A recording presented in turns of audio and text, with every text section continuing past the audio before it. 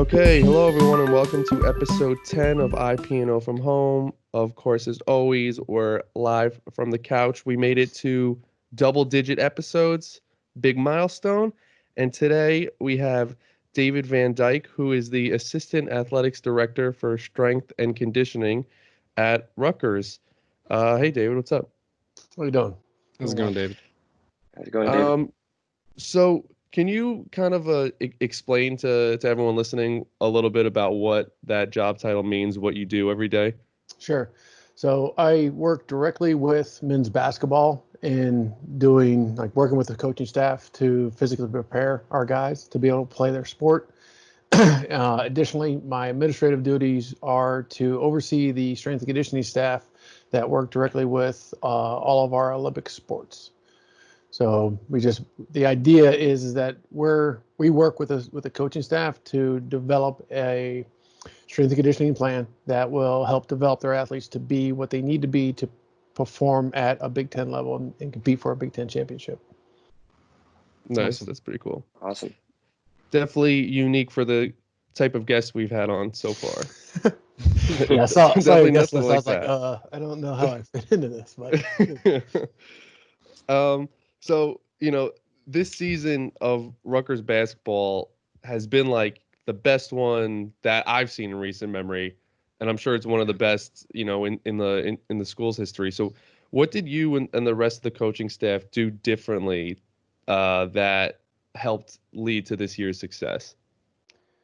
I don't want to say that we did much differently. I think that it was part of the process. Like we came in, year one, trying to figure out what we have, what our resources were, what we needed, try and get good players. And I think the biggest thing we were able to do over the course of the first, 2 and 3 years was get really good players and be able to develop those guys into their best selves and help them become, as a coach, you see a player, when coaches are recruiting, oftentimes they'll look at a kid and they'll project what they think they can be.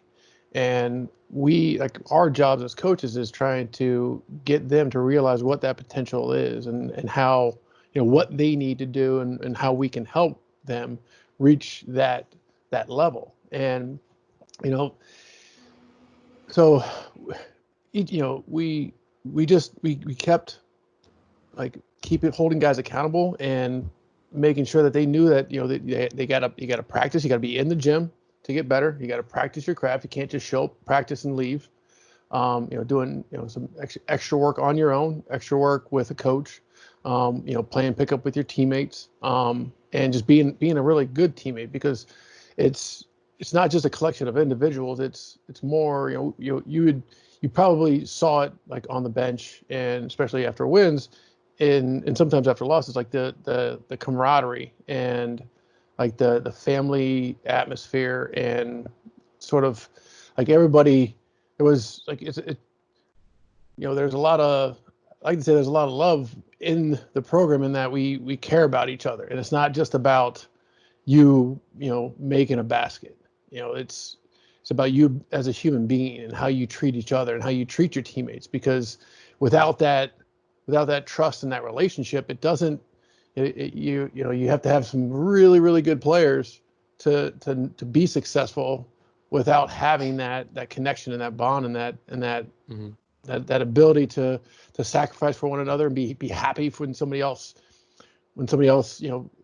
plays a lot and plays really well, because there's only so many minutes in the game, and you got 10 guys that might play, and those minutes aren't going to be divvied up equally. So it's easy to get disgruntled or be unhappy about how, whether or not you think you're getting what you should be getting. But I think it's a testament to the culture that Coach Peichel has instilled in the program, that like we celebrate each other's successes, and when somebody, we pick each other up when we fall down. So I think, to circle back to your question, like what do we do differently? I think it was the guys just bought in and developed and took ownership of wanting to be better and wanting to be something more than what, do something special. And I think that's what Coach Peichel has been preaching to, anybody that listens, that, if you want to be a part of something special, come to Rutgers.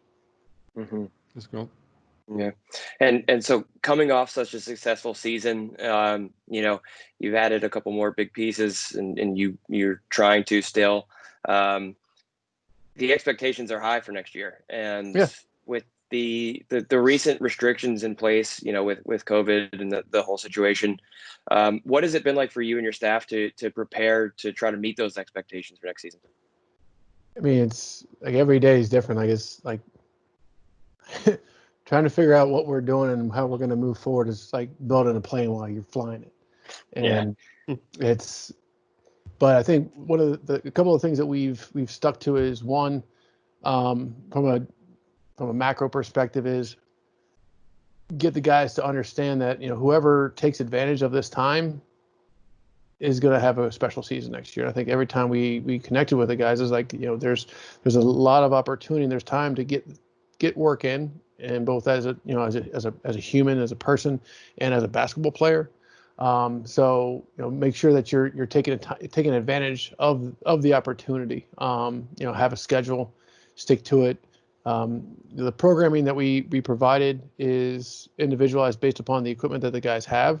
So we were able to provide the guys with some bands, and some of them have some limited at-home equipment. But so we have a couple different workouts that I'll put out to the guys, and I'll send a text out to the team with a workout and like an overview, like a link to an overview, because usually I tried to sort of take what we normally would do in the weight room and just put that virtual, make that virtual. So I do an overview. I walk them through the workout just like I would before a workout in the weight room.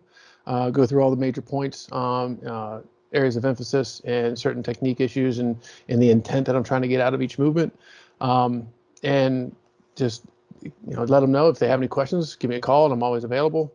NCAA allows us now to be able to do, I'm allowed to observe the guys training virtually. I can't direct it, but I can observe it. So if they have any questions on how to do an exercise, we can FaceTime and I can walk them through it. But a lot of what I program is very basic. I mean, at the end of at its core, indie sport is about running, jumping, starting, and stopping.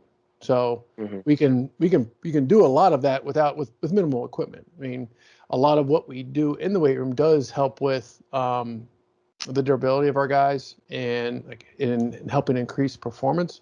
But there's a lot of things that you can do that aren't sexy and might feel monotonous after a while, but are very effective in preparing them for when they come back. And that's what I've focused on, is just we do a lot of sprint work, a lot of different types of plyometrics, progress throughout the time that they've been off, and with an eye towards what do we need them to be able to do when they get back, and really focus on letting them know what you do now is going to determine what you're able to do when you come back, and just keep that perspective in mind whenever every day, so that they understand that what's at stake, and the opportunity that they're losing if they don't take advantage of that time. Mm-hmm. So related to that, as you mentioned, a lot of people right now stuck in their homes. They don't have really access to the gyms that maybe they're used to. And do you have any, as a strength and conditioning coach, do you have any guidance for people what they can do to stay in shape while they're stuck at home, or it is gym? Yeah, it is really tough, because it's like your global gym type of facility allows it to be easier. It's convenient. You don't have to.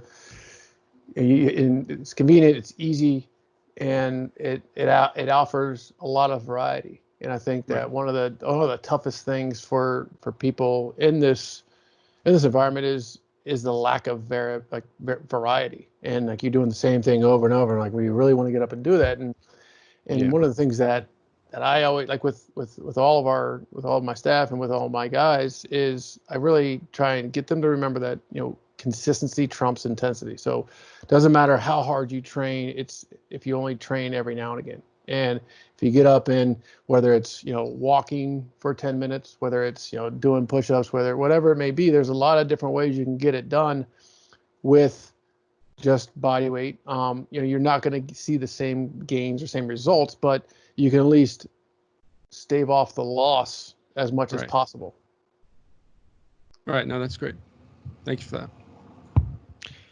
Okay, so we're gonna go into a new segment that we have never done before. Rich, do you want to explain a little bit about what it is? All right. Yeah, we figured we'd liven things up a little bit and do a quick 3-question round of trivia. Okay. And for you, David, we've selected professional sports. So not too out of left field for you.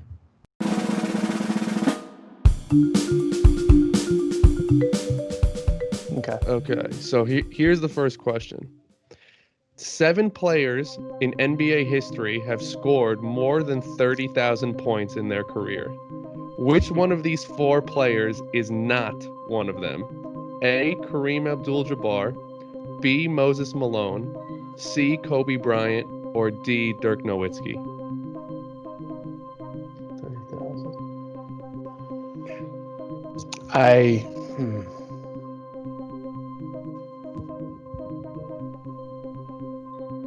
I want to say Kobe Bryant, but I'm probably wrong. I'm bad with the professional sport trivia. Sorry, I'm gonna say Kobe. It seems like it shouldn't. It's like an outlier that. Oh, of course Kobe would have been able to do it. The answer was B. Moses Malone. Really? Yeah. I probably would have guessed Kobe Bryant too. Yeah, I don't even know who Moses Malone is, so don't feel bad. I know the other names at least, but all right. So I'm going to jump in with question 2. The Packers have been in its original host city of Green Bay longer than any other NFL franchise, 99 years. However, they're not the oldest franchise in the NFL. Which one of these franchises is the oldest, regardless of host city changes? Is it A, the Bears, B, the Giants, C, the Cardinals, or D, the Eagles? I want to say the Cardinals. You are correct. They've been around 121 years. Yeah, they've been. That would have been the last one I guessed. For sure. I would have guessed all the other 3 before that one. Yep. Yeah, that one's hard. All right, so this is the last question. So there are only two major league teams currently do not wear the names on the back of their jerseys, but that always hasn't been the case. But before 1960, none of the teams wore them. Which one of these teams was the first to do so? Was it A, the White Sox, B, the Royals, C, the Mets, or D, the Giants? The first team to wear names on their jerseys. Wild guess, I would say the White Sox. Absolutely correct. Wow. Nailed it. Wow, 2 out of 3. That's pretty good. 2 out of 3, not bad. Yeah, we won't tell your boss you got the basketball. Yeah, I got the basketball question wrong. But... Yeah, I know. All right, well, that wraps up our trivia, and I think that wraps up the episode too.